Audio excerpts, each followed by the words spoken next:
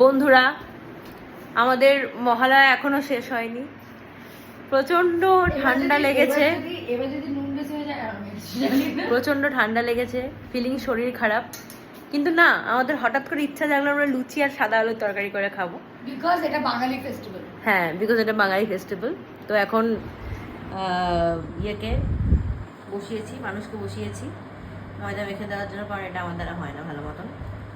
ও ঘি ঢালছে, ঢেলেই যাচ্ছে, ময়দা লুচি বানাচ্ছে না নিমকি বানাচ্ছে ভগবান জানে। তুই দেখ, এটাতে ময়ন হবে না, না তো ঠিকঠাক। যাই হোক, এবার আমরা করবো সাদা আলুর দম, মানে যেটা আমি করতে যাচ্ছি, সাদা আলুর তরকারি চচ্চড়ি। ওকে, ওরা করে নিয়ে তারপর দেখাচ্ছি কি হতে চলেছে। সাদা আলুর তরকারি, আর এখানে সিমুই মেড বাই গার্গী ঘোষ। আর লুচি তো বেলা হচ্ছে ওদিকে, দেখা যাক, যাওয়া যাক ওদিকে। চলে গেল মহালয়ার পূর্ণ লগ্নে, তেলের মধ্যে লুচি বেলি আছে গার্গী ঘোষ।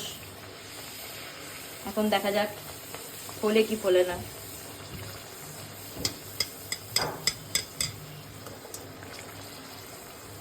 মোটামুটি ফুলেছে, মোটামুটি ফুলেছে। মিলিতভাবে লুচি, সাদা আলু তরকারি আর সিমুই বানিয়ে ফেলেছি। এই হচ্ছে প্লেটিং।